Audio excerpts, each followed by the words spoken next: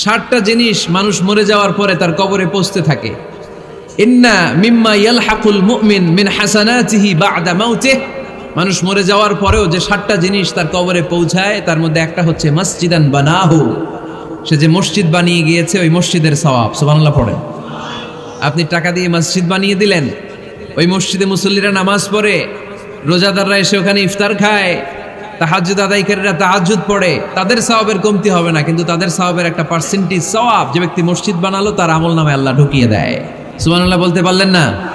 হে নামাজি আমার ঘরে নামাজে পড়ো আজ, দিলে মে তোমার চরণ তলে হৃদয় যায় নামাজ।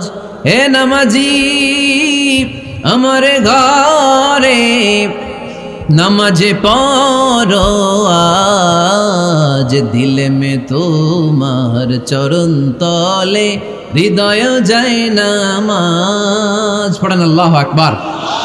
কি সুন্দর লিখেছেন কাজী নজরুল ইসলাম। কাজী নজরুল ইসলাম খুব সুন্দর করে বলেছেন, মসজিদেরই পাশে আমায় কবর দিও ভাই, ঠিক কিনা? মসজিদেরই পাশে আমায় কবর দিও ভাই, যেন গোরে হতে মুয়াজ্জিনের আযান শুনতে পাই। আমার গোরের পাশে দিয়ে ভাই নামাজিরা যাবে, পবিত্র সেই পায়ের ধ্বনি এ বান্দা শুনতে পাবে। গোরা যাব হতে গুনাহগার পাইবে রেহাই, মসজিদেরই পাশে আমায় কবর দিও ভাই। কত মানুষ নামাজি ভাই মসজিদাঙ্গিহীনাতে,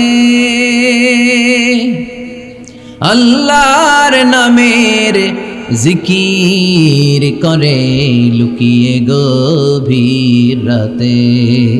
আমি তাদের সাথে ওই আল্লাহর নাম জপতে চাই, আল্লাহর নাম জপতে চাই। পড়েন সবাই, মসজিদেরই পাশে আমায় কবর দিও ভাই, যেন গোরে হতেও মুয়াজ্জিনের আযান শুনতে পাই। চিল্লায় পড়তে হবে আমিন। কি দরদ ছিল আমাদের জাতীয় কবি কাজী নজরুল ইসলামের, মসজিদের পাশে আল্লাহ তুমি আমার কবর দিও। আল্লাহ এই দোয়াটা কবুল করে নিয়েছে, ঠিক কিনা? ওনার কবরের পাশে মসজিদ আছে না নাই? আছে। এজন্য মসজিদের সাথে সম্পর্ক জুড়ে দেওয়া এটা ইমানদারের আলামত, আর মসজিদকে ঘৃণা করা এটা মুনাফিকের আলামত। এজন্য আমরা যেন আমাদের হৃদয়টাকে মসজিদের সাথে জুড়ে দেই, মসজিদের সাথে যেন সুসম্পর্ক থাকে। মসজিদ সবার, মসজিদ নিয়ে দলাদলি নাই। দলাদলি আছে অনেক জায়গায়, হানাফি মসজিদ, আহলে হাদিস মসজিদ এরকম আমরা দেখি বা শুনি, এটা ঠিক না। হানাফি মসজিদ বলে কোনো কথা নাই, আহলে হাদিস মসজিদ বলে কোনো কথা নাই। মসজিদ সবার। ছোট্ট খাট্ট বিষয় নিয়ে মসজিদে মারামারি, একজন হাত তোলে আরেকজন তোলে না, কিলাকিলি আছে না নাই? একজন বলে জোরে আমিন, আরেকজন আস্তে আমিন, মারামারি আছে না নাই? এগুলো কি মারামারি করার কোনো বিষয়? কথা বলেন। সালাতে ফরজ আছে, ওয়াজিব আছে, সুন্নাহ আছে। খেয়াল করে বুঝবেন, ফরজ যদি নষ্ট হয় সালাত ভঙ্গ হয়, you have to repeat your সালাত। ওয়াজিব নষ্ট হলে সালাত ভঙ্গ হয় না, নতুন করে পড়া লাগে না, সেজদায় সাহু দিলেই সালাত আদায় হয়ে যায়। আর সুন্নাহ নষ্ট হলে নামাজ নষ্টও হয় না, নতুন করে পড়াও লাগে না, সৌ সেজদাও লাগে না, নামাজ আদায় হয়ে যায় সুন্নাহ নষ্ট হলে। এই যে হাত তোলা না তোলা এটা সুন্নাহ, আমিন জোরে বলা না বলা এটা কি সুন্নাহ, যেটা কোনো কারণে কেউ না করলেও তার নামাজ কবুল করে নিবে কে? আর এই সব সুন্নত লই আমগো দেশে গিলাগিলি। মৌলভীবাজারে মাশাআল্লাহ এগুলা নাই, এখানেও আছে। এগুলার অবসান ঘটুক, আমরা চাই কি চাই না? আর কত এই ছোটখাটো বিষয় নিয়ে আমরা এই বিভেদের প্রাচীর আর দেয়ালকে উঁচু করব আমাদের মাঝখানে? কবে আমরা ঐক্যের সিন্ডিকেট করব? কবে? আর কবে সাদা মনের মানুষ হব? কবে? আর কত? অনেক হয়েছে, আর না, এবার থামেন। বিভেদের প্রাচীরকে ভেঙে চুড়িয়ে দেন, ঐক্যের এমন সিন্ডিকেট গড়তে হবে যাতে কোনো অপশক্তি এই ঐক্যকে ভাঙতে না পারে, বানচাল করতে না পারে, চিল্লায় বলেন ঠিক কিনা? এজন্য মিউচুয়াল রেসপেক্টের দরকার, পারস্পরিক শ্রদ্ধাবোধ সব ক্ষেত্রে, রাজনীতিতে, সামাজিক অ্যাক্টিভিটিসে আমাদের আলেম ওলামাদের মধ্যে পারস্পরিক শ্রদ্ধাবোধের দরকার, মিউচুয়াল রেসপেক্ট। কেউ কাউরে রেসপেক্ট করে না, আমি যেটা বুঝছি এটাই সব, বাকি সব হারাম, এরকম বলে না অনেকে?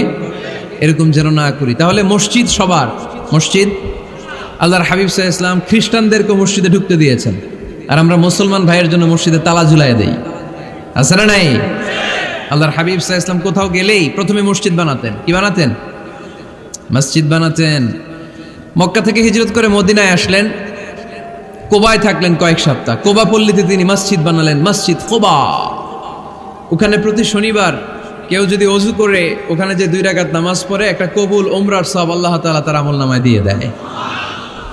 মসজিদে কোবা বানালেন। তারপরে মদিনায় এসে মসজিদে নববী বানালেন আল্লাহর হাবিব সাল্লাল্লাহু আলাইহি ওয়াসাল্লাম, মসজিদে নববী। এটা ছিল আল্লাহ রাসূল সাল্লাল্লাহু আলাইহি ওয়াসাল্লামের বৈশিষ্ট্য, কোথাও গেলেই তিনি মসজিদ বানাতেন। মসজিদে নববী, হায় রে, এখন তো কত সুন্দর মসজিদ আমরা দেখি, আমরা যে সালাত পড়ি। আল্লাহর হাবিব সাল্লাল্লাহু আলাইহি সাল্লামের সময় মসজিদে নববী কি এরকম ছিল? কথা বলেন। ফ্লোর ছিল বালুর ফ্লোর।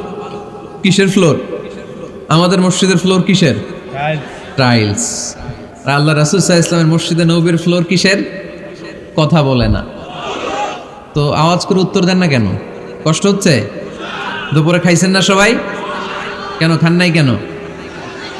তোমরা ডিস্টার্ব করলে তোমাদের লস। আমি আমার টাইমের 1 মিনিটে বেশি যেতে পারবো না, কারণ এখানে আসরের সালাতের আজান শুরু হয়ে যাবে, এরপরে কোনো কথা নেই।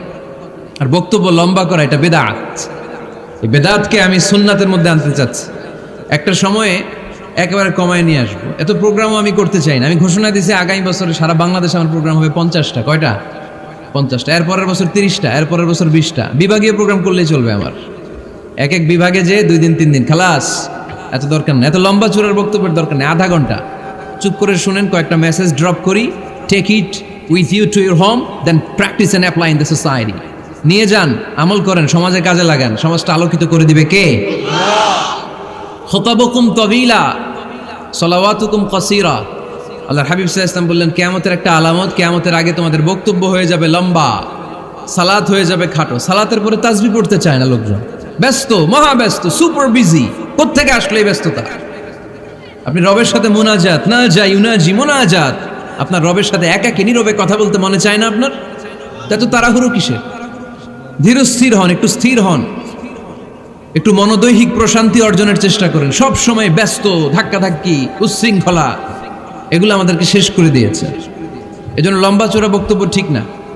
বক্তব্য শুনতে আমাদের ভালো লাগে, আমল করতে ভালো লাগে না। বক্তব্যটা শেষেই সিগারেট ধরায়, আছে না নাই? মাহফিল শেষেই বিড়ি ধরায়, কয় চমৎকার ওয়াজ করছে হুজুরে। ওয়াজটা সেরকম হয়েছে, অনেক কণ্ঠ সুন্দর হুজুরের। এতদিন ইউটিউবে দেখছি, আজকে সরাসরি দেখাইছি, আছে না নাই? তো কি লাভ হয়েছে? লাভটা হয়েছে কি? এই যে মাহফিল শেষে বিড়িটা ধরাইলেন আর গেলেন, কোনো লাভ হয় নাই। এগুলো থেকে বেরিয়ে আসতে হবে। বছরের পর বছর আমাদেরকে শেখানো হয়েছে একভাবে, কেউ এই পরিবর্তনের আওয়াজ তোলে নাই। আওয়াজ আপনাকে তুলতে হবে। আওয়াজ তোলার জন্য এত মানুষ লাগে না, আপনি একাই যথেষ্ট। আপনি দাঁড়ান না সামনে, দেখবেন আপনার সামনে কেউ টিকে থাকতে পারবে না, ঠিক কিনা? কিন্তু আপনার শক্ত সিদ্ধান্ত লাগবে, পরিবর্তনের জন্য শক্ত মানসিকতা লাগবে, যে আমি পরিবর্তন করতে চাই। We have to change. যুগ জামানা পাল্টে দিতে চাই না অনেকজন। এক মানুষই আনতে পারে জাতির জাগরণ। এক মানুষই বিপদকালে বাঁচায় কাফেলায়, ক্ষুদ্র ডিঙ্গি বাঁচায় জাহাজ অসীম দরিয়ায়। এজন্য আপনার শক্ত সিদ্ধান্ত পারে আপনার মৌলভীবাজারটাকে দেশের শ্রেষ্ঠ জেলা, শ্রেষ্ঠ থানা হিসেবে আল্লাহর কাছে কবুল করতে, ঠিক কিনা? এজন্য লম্বা চূড়া আলোচনা ঠিক না। ছোটখাটো অল্প কয়েকটা মেসেজ নিয়ে যেতে পারলেই দ্যাটস এনাফ।